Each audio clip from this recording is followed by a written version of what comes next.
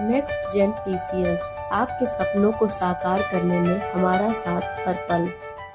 Everyone, स्वागत है आप सभी लोगों का हमारे YouTube channel next gen PCS पे। दोस्तों, आपको पता होगा हम इंडियन ज्योग्राफी को कवर कर रहे हैं। इसके पहले भी हम 3 क्लासेस ले चुके हैं। आज हम करने वाले हैं भारत पे भू आकृतिक संरचनाओं के बारे में, जिनमें हमारा सबसे पहले आ जाता है उत्तर भारत का पर्वतीय भाग। क्या? उत्तर भारत का पर्वतीय भाग। इसके अंतर्गत सर्वप्रथम हम देखेंगे हिमालय के बारे में। सर्वप्रथम किसके बारे में देखेंगे? हिमालय के बारे में देखेंगे। हिमालय जो हमारा है पूरब से या यूं कहें तो पश्चिम से पूर्व की दिशा में फैला हुआ, पश्चिम से पूर्व की दिशा में फैला हुआ सबसे लंबी पर्वत है। ठीक है, सबसे लंबी पूर्व से पश्चिम की अगर बात करें तो पूर्व से पश्चिम की तरफ की लंबाई में सबसे लंबी पर्वत श्रेणी है, जिसकी लंबाई कितनी है? 2500 किलोमीटर। कितनी है लंबाई? पूर्व से पश्चिम किलोमीटर। इससे लंबी लंबी भी पर्वत श्रेणियां हैं, जो जिनमें कौन कौन सी हैं? मुख्य रूप से एंडीज, रॉकी, एटलस और ग्रेट डिवाइडिंग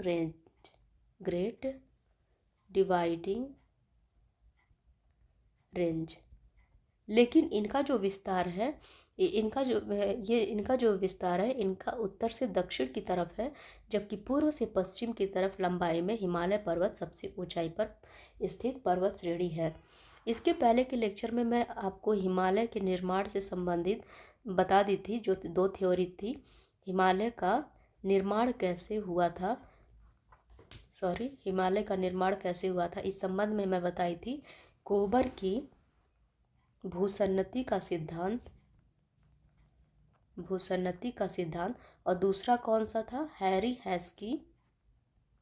हैस्की प्लेट विवर्तनिकी सिद्धांत। ठीक है, इन दोनों को मैं पहले की क्लास में एक्सप्लेन कर चुकी हूँ, फिर भी मैं आपके सामने आज एक्सप्लेन कर दे रही हूँ कि हिमालय का निर्माण कैसे हुआ। ठीक है, तो सबसे पहले हम देखते हैं कोबर की भूसन्नति के सिद्धांत को। किसको? कोबर के भूसन्नति के सिद्धांत को। ठीक है, अगर आप लोग याद कर पा रहे होंगे या आपने ध्यान से देखा होगा क्लास में, तो आपको याद होना चाहिए कि कोबर क्या बोलते हैं कि जहाँ आज हिमालय है वहाँ पहले क्या हुआ करता था? टेथिस भूसन्नति हुआ करती थी। ठीक है, ऐसे भूसन्नति यानी कि धसी हुई जो भाग थी उसको क्या बोलते थे? भूसन्नति बोलते थे। ठीक है, तो एक तरफ क्या था? अंगारा लैंड और एक तरफ क्या था? गोंडवाना लैंड। ठीक है, एक तरफ क्या था? गोंडवाना लैंड और एक तरफ से क्या था? अंगारा लैंड। ठीक है, तो ये दोनों जो हैं धीरे धीरे एक दूसरे के पास आती गई, जिसकी वजह से क्या हुआ कि ये जो है ये पतला होता गया नीचे से। ठीक है, और इसके ऊपर क्या होता गया? वलन पड़ता गया।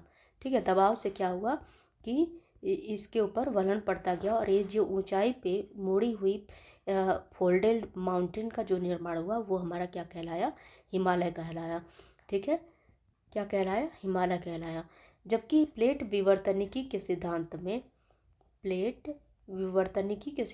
मैं बताई थी कि यूरेशियन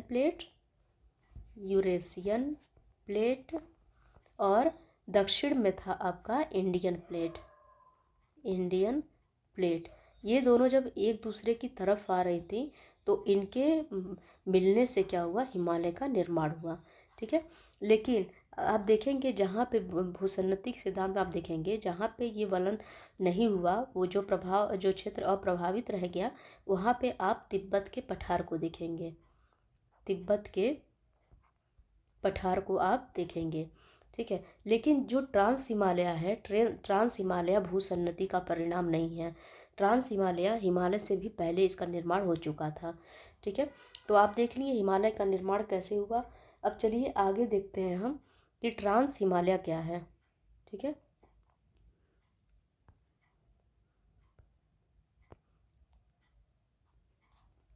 ट्रांस हिमालय जो होता है, हेडिंग डाल लीजिए आप, ट्रांस हिमालय।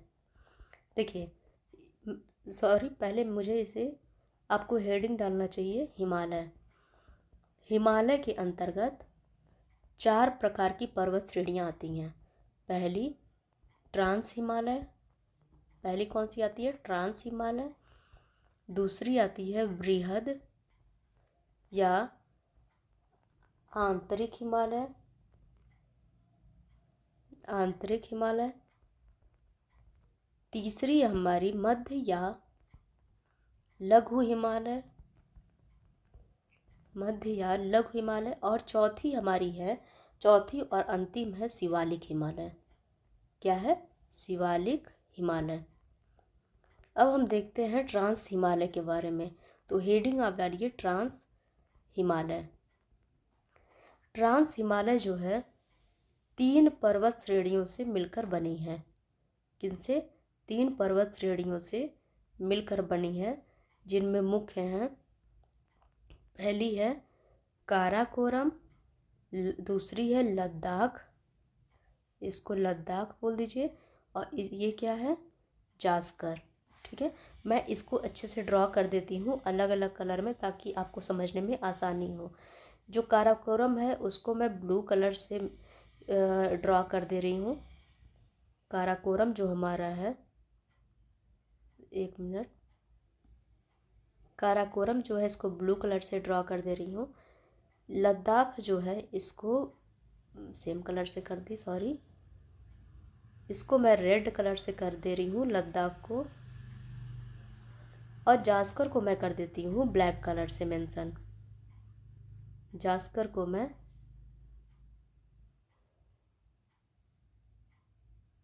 ब्लैक कलर से मेंशन कर दे रही हूँ। सॉरी, ये इधर ही है, मैं थोड़ा इधर बढ़ गई। ये जास्कर है, ये लद्दाख है, और ये रहा आपका काराकोरम। ठीक है, तो हेडिंग आप डाले होंगे ट्रांस हिमालय। तो ट्रांस हिमालय के अंतर्गत जो है प्रमुख पर्वत श्रेणियाँ, पहली है हमारी काराकोरम, काराकोरम, दूसरी है लद्दाख, और तीसरी हमारी है जास्कर। ये तीनों किसके अंतर्गत आती हैं? ट्रांस हिमालय के अंतर्गत ये तीनों पर्वत श्रेणियाँ आती हैं।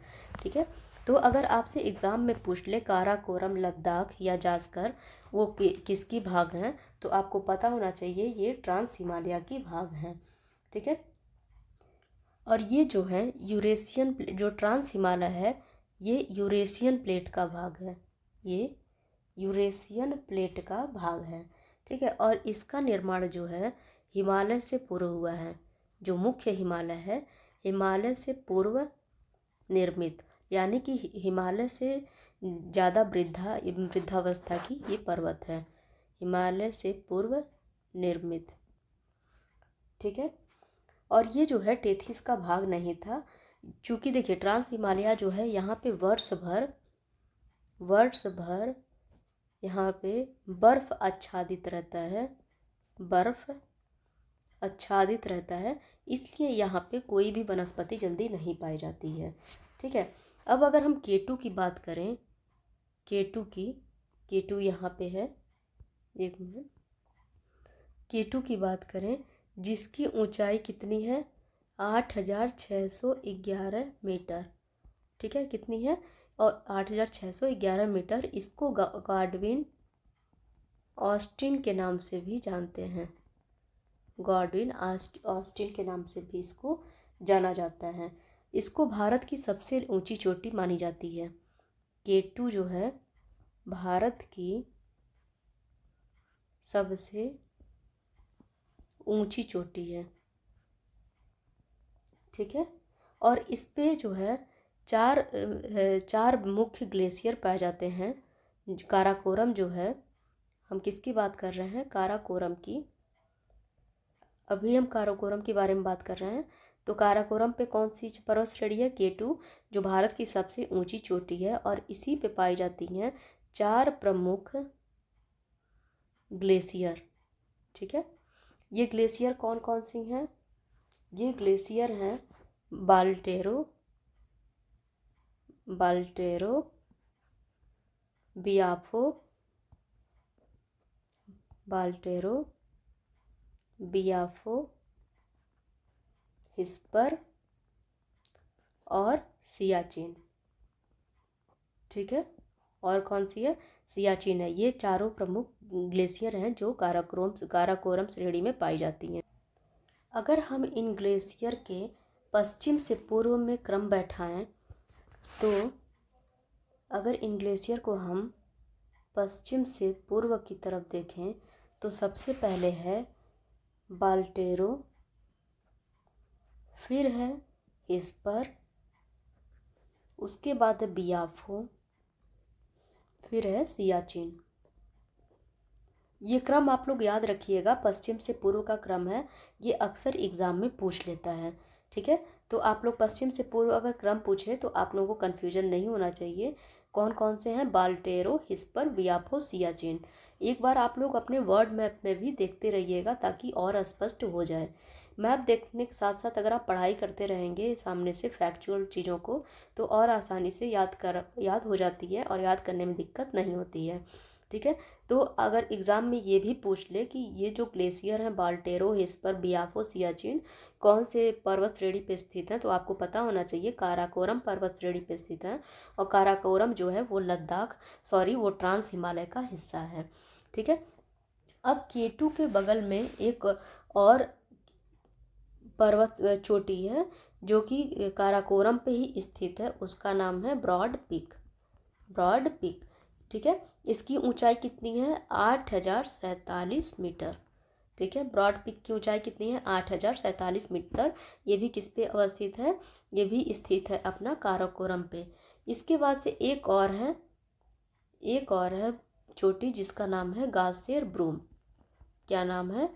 गासेर ब्रूम। इसकी ऊंचाई है 8,068 मीटर। ठीक है, ये आप लोगों को याद रहना चाहिए किस पर्वत श्रेणी पे कौन सी चोटी अब स्थित है।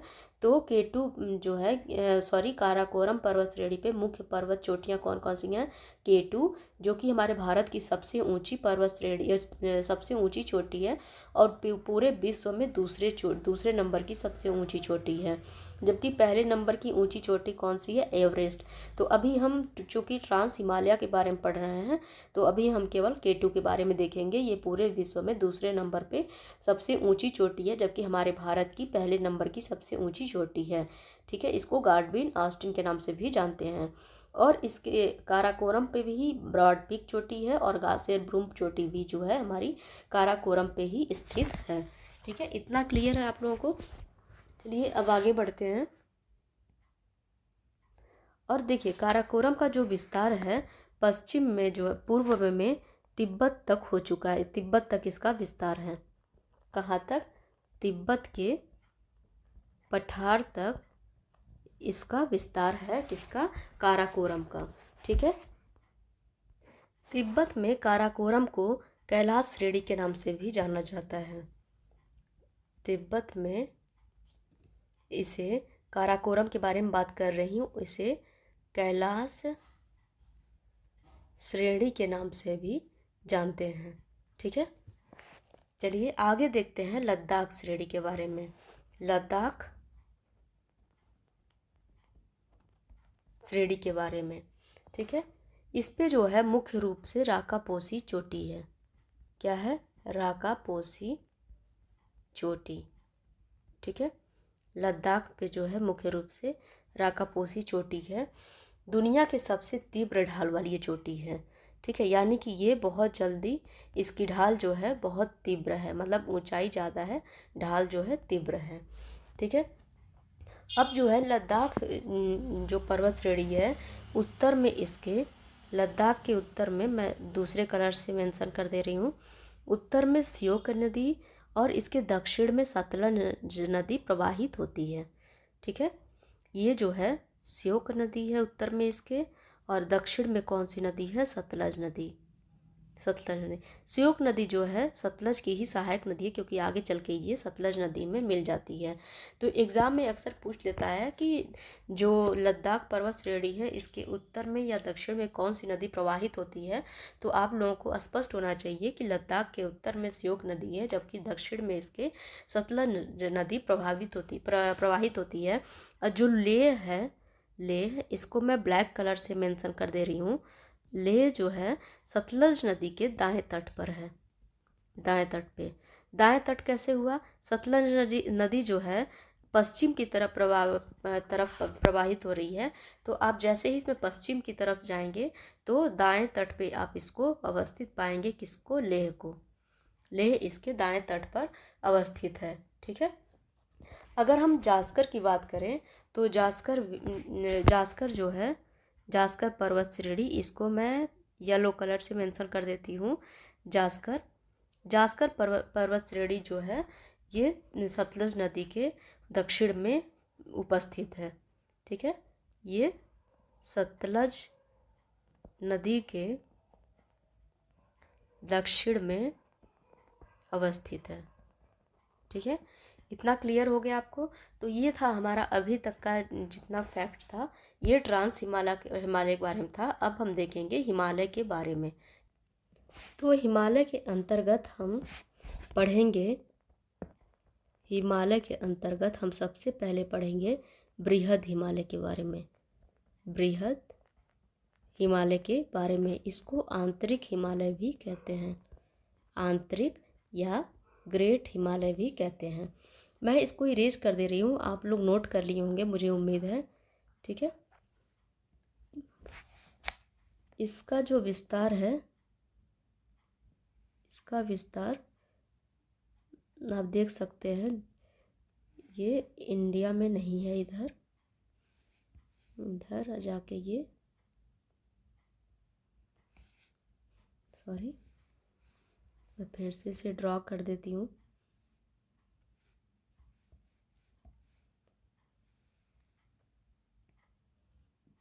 तो ये रहा हमारा ग्रेट हिमालय या आंतरिक हिमालय। आंतरिक हिमालय इसलिए कहते हैं क्योंकि अगर आप कोई सर्कल बनाते हैं, ठीक है, सर्कल बना रहे हैं, तो ये जो अंदर का हिस्सा है वो क्या कहलाता है? आंतरिक भाग कहलाता है। तो ये एक सर्कल को ही दर्शाता है, इसलिए ये आंतरिक हिमालय या ग्रेट हिमालय के नाम से इसको जानते हैं हम। ठीक है। जो ग्रेट हिमालय है हमारा, ग्रेट हिमालय, ये जो है ट्रांस हिमालय से कैसे अलग होता है? एक सचर जोन द्वारा अलग होता है, सचर जोन द्वारा अलग होता है। एग्ज़ाम में अक्सर ये प्रश्न पूछ लेता है कि ट्रांस हिमालय से ग्रेट हिमालय किसके द्वारा अलग होता है? ये तो सचर जोन द्वारा अलग होता है। इसको आप याद रखिएगा और अपने दिमाग में बैठा के रखिएगा कि ये सचर जोन द्वारा अलग हो रहा है। ठीक है। अब हम देखते हैं कि दुनिया की जो सबसे ऊंची 10 पर्वत चोटियां हैं वो हमारे ग्रेट हिमालय पे ही पाई जाती हैं। ठीक है। हिमालय को जो है नदियों के हिसाब से भी इनका विभाजन कर दिया गया है। जैसे इसको अलग अलग जगह पे अलग अलग नाम से जाना जाता है, जैसे कि पंजाब हिमालय, पंजाब हिमालय। फिर आता है हमारा कुमायूं हिमालय, कुमायूं हिमालय। फिर आता है नेपाल हिमालय, नेपाल हिमालय। उसके बाद से है असम हिमालय। क्या है? असम हिमालय।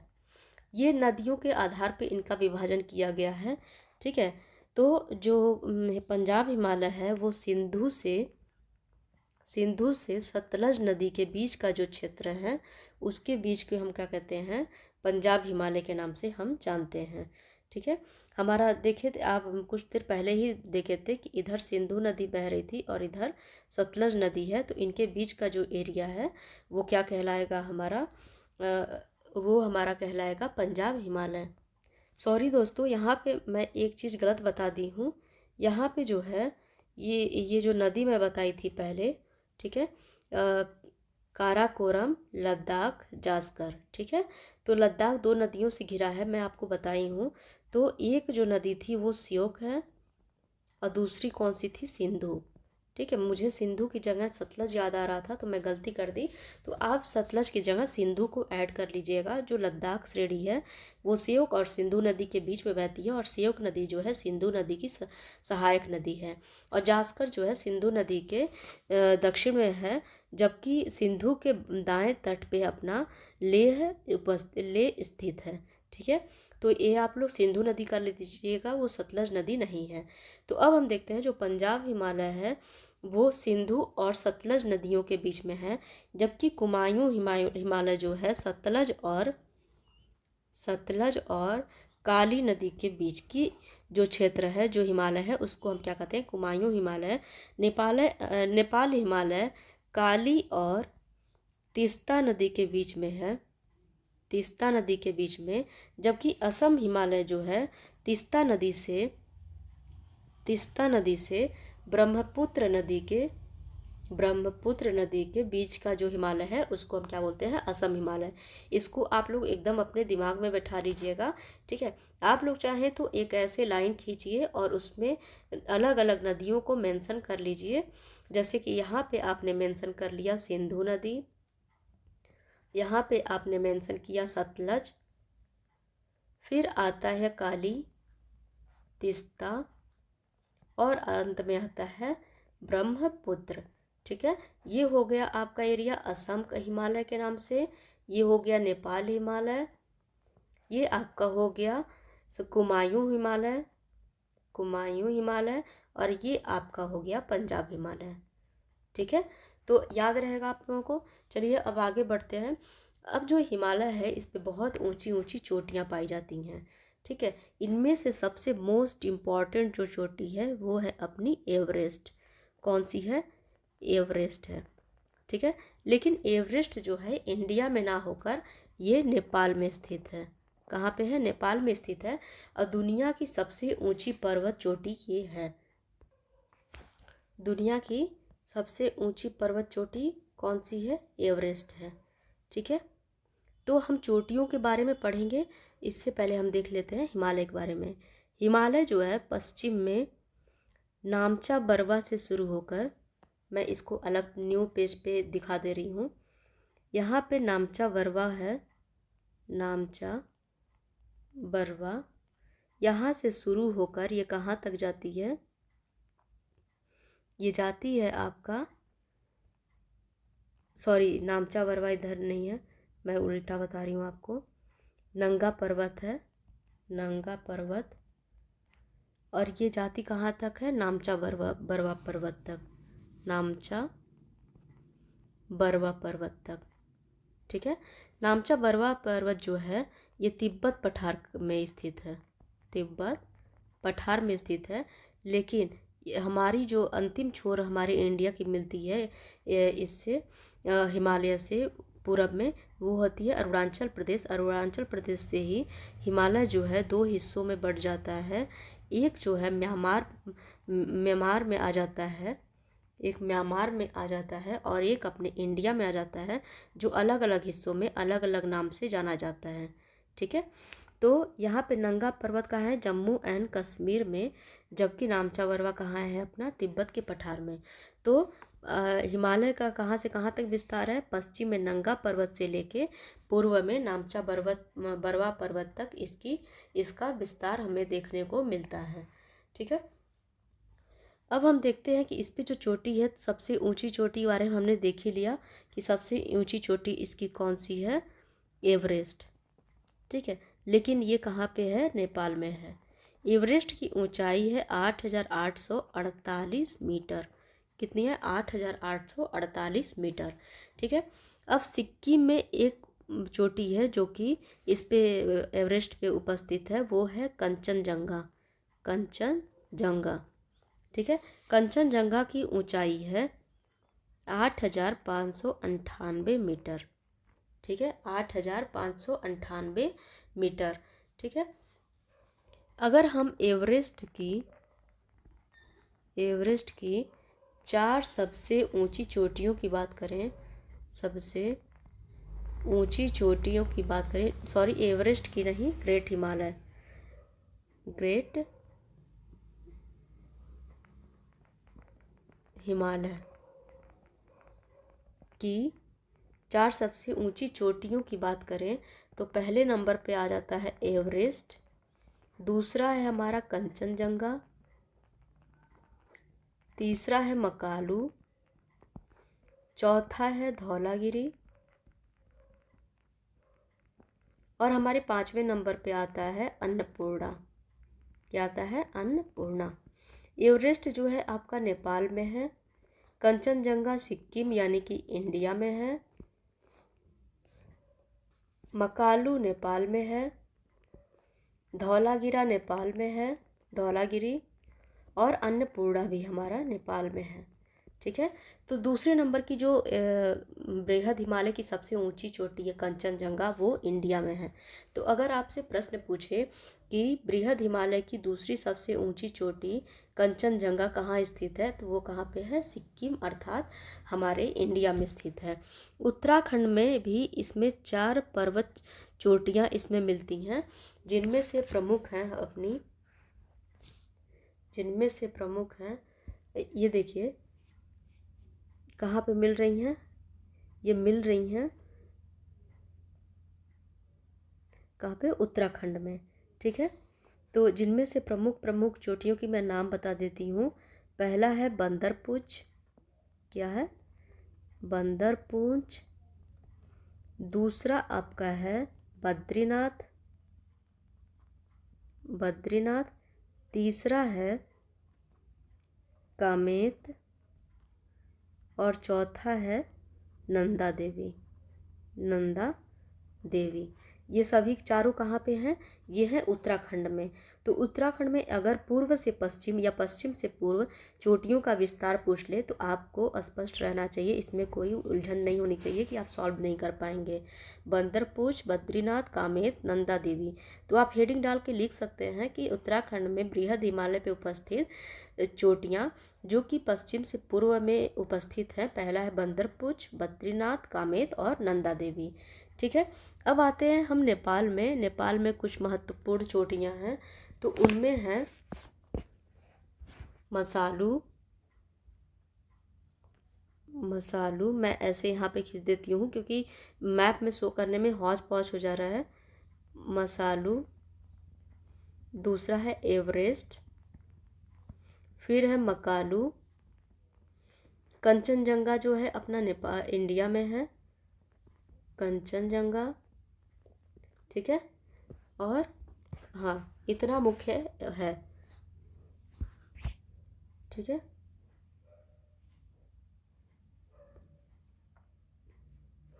भारत में हिमालय की सबसे ऊंची चोटी के बारे में मैं आपको बता दी कि भारत में हिमालय की सबसे ऊंची चोटी कौन है? कंचनजंगा। लेकिन भारत की सबसे ऊंची पर्वत चोटी जो है वो है केटू। और दुनिया की दूसरी सबसे ऊंची चोटी हमारी कौन सी है? केटू। पहली कौन सी है? एवरेस्ट।